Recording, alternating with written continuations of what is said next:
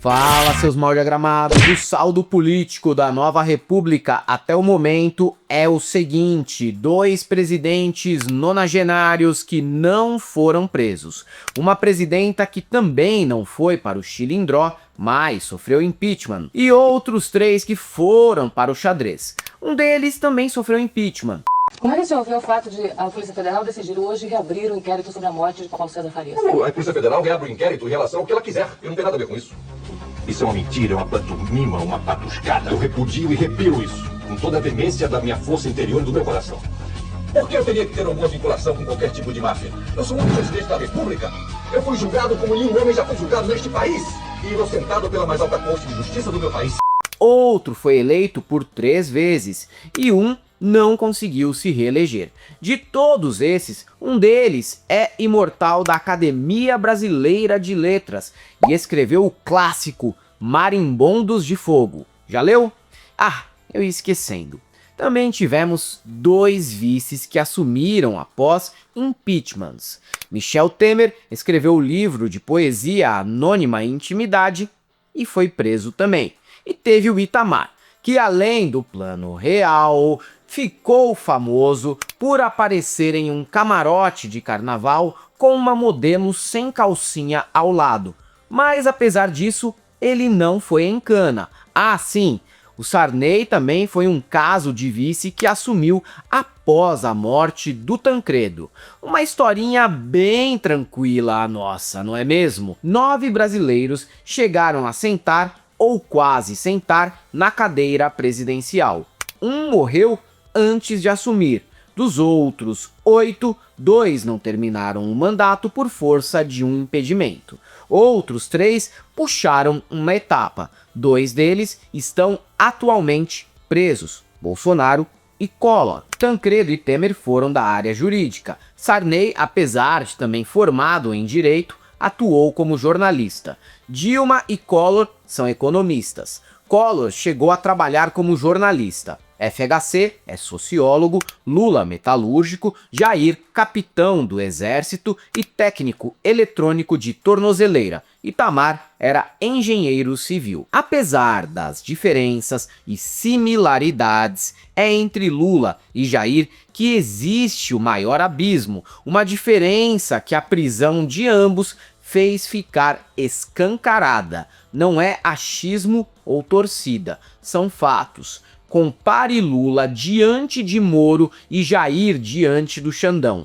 Analisem um ser humano com total controle e ciência de seu papel na história do Brasil com a postura pusilânime do Jair fazendo piadinha diante do Xandão. A gente prestou as seguintes declarações de evento partidário, e eu abro aspas: se eles não me prenderem logo, quem sabe um dia eu mando prendê-los pelas mentiras que eles contam. O que o senhor quis dizer com esse tipo de declaração? É o seguinte, que a história não para com esse processo.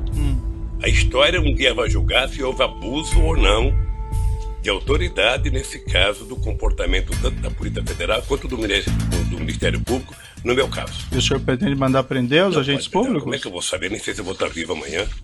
Foi o que o senhor afirmou lá. Isso é uma força de expressão. Dia que você for candidato, você vai ter muita força de expressão nos palanques. Posso fazer uma brincadeira? O senhor que sabe. Eu perguntaria aos seus advogados antes. Eu gostaria de convidá-la para ser meu vice em 26. É isso aí. Eu declino novamente. Meu ministro, desculpa aqui. Já falei isso em outro vídeo. Se Jair tivesse metido o dedo na cara do Xandão, falado dos presos políticos do 8 de janeiro e tivesse denunciado a ditadura da toga, seria bizarro e até cômico, mas a sua imagem como líder talvez tivesse sido salva. Mas não, como todo bom fascista, ele é abusivo diante de subordinados e pessoas que ele considera fracas e submisso diante de poderosos. Compare esse depoimento da Dilma sobre seu período na prisão durante a ditadura com o mito que, após anos elogiando o torturador Ustra, terminou seu legado político com a voz chorosinha dizendo curiosidade. Foi um ciricutico noturno, né, Mito? Foi atacado por um oxiuro mental, pelo visto. Qualquer comparação entre a ditadura militar e a democracia brasileira só pode partir de quem não dá valor à democracia brasileira. Eu tinha 19 anos, eu fiquei 3 anos na cadeia e eu fui barbaramente torturada, senador. E qualquer pessoa que ousar dizer a verdade para interrogadores compromete a vida dos seus iguais. Entrega pessoas para serem mortas. Eu me orgulho muito de ter mentido, senador, porque mentir na tortura não é fácil. O senhor usou alguma coisa para queimar isso aqui? Eu tinha ferro quente aí. Ferro quente? Curiosidade. Que ferro foi? Ferro de passar? Não, ferro de solda. Ferro de solda, aquele que tem uma ponta? Sim. Tá certo. No ato final do impeachment, Dilma fez a sua defesa no Senado. Após um discurso de 45 minutos, foi questionada por 48 senadores durante 13 horas. Vocês conseguem imaginar o Jair passando pelo mesmo? Já Lula, durante a Lava Jato, afirmou sua inocência e tratou a prisão como injusta e política. Denunciou a perseguição judicial, dizendo que provaria a verdade nos tribunais. Tanto que compareceu às intimações, entregou-se à Polícia Federal e cumpriu a pena. Manteve postura combativa e, sempre que possível, conseguia enquadrar a Lava Jato como um monstrengo jurídico com objetivos políticos. Lula tem total ciência da sua dimensão histórica, transformou a prisão em elemento de capital político, reforçando o papel de líder popular perseguido. Após a anulação das condenações, enquadrou o período como símbolo de resistência e ressurreição política. Já o Mito, bem, para alguns, ele adotaria uma postura no mínimo oscilante nessa questão aí, tá ok? Para outros, um mestre do xadrez 5D, mas fora do mundinho dos fanatizados, ele sempre pareceu um merdão. Uma hora metia a banca nas cornociatas, em outras horas se vitimizava. Tivemos ele até pedindo arrego para o Temer, para pacificar o país. Não existe senso de história ou legado pessoal. Sempre agiu como manipulador e oportunista que usou a mobilização popular para proteger a si mesmo e a sua família. Na fatídica reunião com os ministros, ele expressou abertamente essa postura. Eu não vou esperar fuder minha família toda, de sacanagem, ou amigos meus, porque eu não posso trocar alguém da segurança na ponta da linha que pertence à estrutura nossa. Vai trocar. Se não puder trocar, troca o chefe dele. Pode trocar o chefe dele? Troca o ministro. Ser contra o sistema era apenas a desculpa perfeita para não trabalhar antes de virar presidente. E depois de eleito, ainda continuar a não trabalhar e também acobertar os crimes dos seus filhos bandidinhos. Meia dúzia de corno na motoquinha.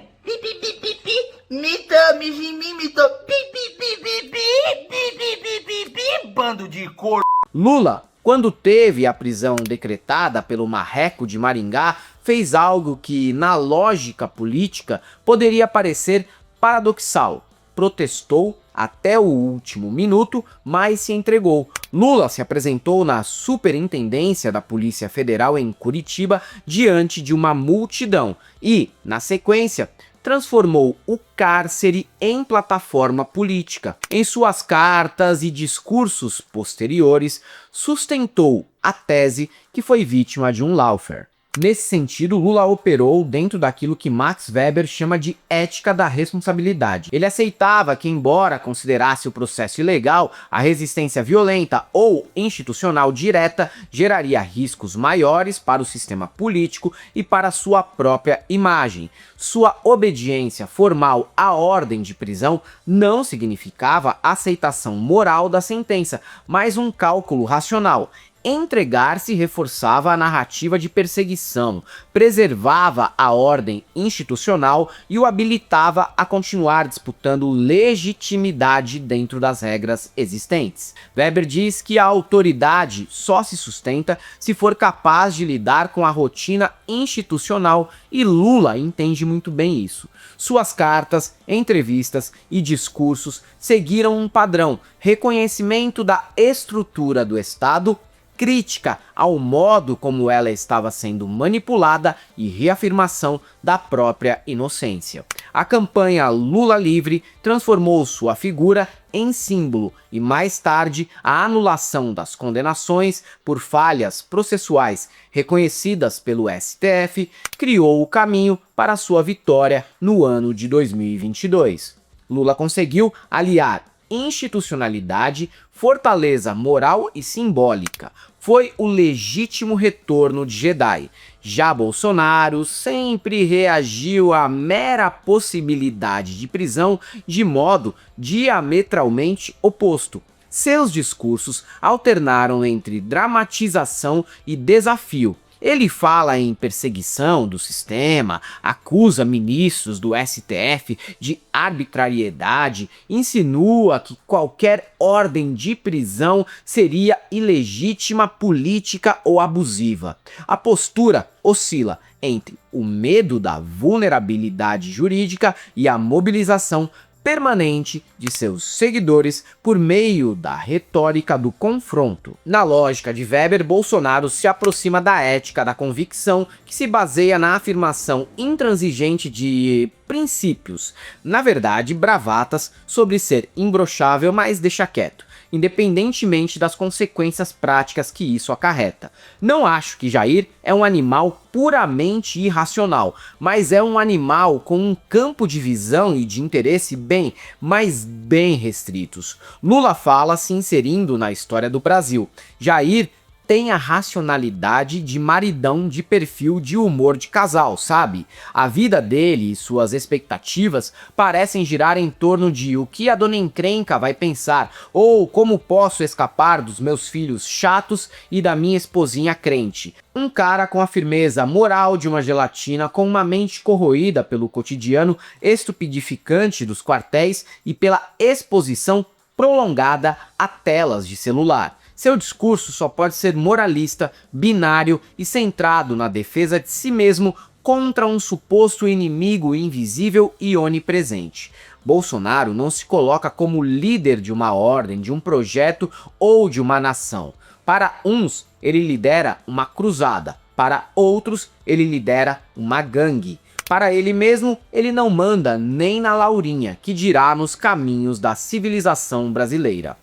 Weber reconhece esse tipo de liderança como típica da autoridade carismática, sustentada não pela legalidade ou tradição, mas pela crença dos seguidores na missão pessoal do líder. Quando confrontado pelo Estado de Direito, um líder carismático tende a interpretar o limite institucional como ataque pessoal, exatamente o que ocorre no bolsonarismo diante do STF. Assim, Bolsonaro não se apresenta como alguém disposto a provar inocência no tribunal, mas como figura injustiçada que precisa ser defendida pela base. Essa postura é política, mas também performática. Transforma a ameaça jurídica em combustível para o movimento. Mobilização ganha eleições? Sim, mas consegue governar? Até agora, tudo indica que indignação difusa e ressentida pode te fazer um influencer, mas não um estadista. Lula deu um fecho épico à sua prisão em um legítimo retorno do rei. Jair escolheu a sarjeta ao tentar imitar a cena final de Jogos Mortais.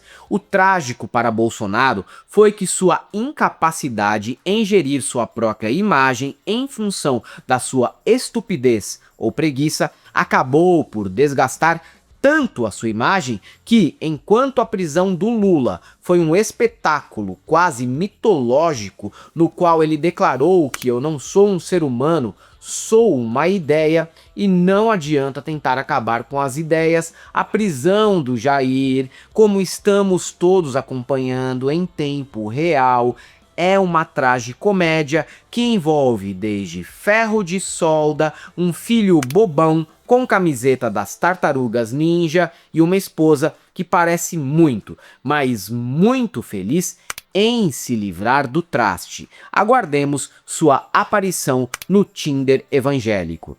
Mas não acho que Jair está absolutamente morto, pelo menos não politicamente. Na verdade, continuando a ser apenas um corpo decadente, choroso e preso, ele de fato está morto. Mas existem duas possibilidades de reviver politicamente. A primeira é a mais absurda e vou colocar ela aqui apenas pela piada, tá? Michele consegue incorporar a imagem da esposa sofrida que segue os passos do marido martirizado pelo satânico sistema controlado por Lula e Alexandre de Moraes. Uma Evita Nelpentec, toda semana com um olhar entre o triste e o altivo, fazendo sua visita íntima regularmente e após 9 meses, exatamente no mês da eleição em 2026, nasce Jair Messias Bolsonaro II, o fruto do amor que vai salvar o Brasil. O bebê, feito nas masmorras da ditadura da toga, seria o símbolo maior da campanha Me Cheque Presidente. Se o bebê tiver a cara do Agostinho Fernandes, fazer o quê, né?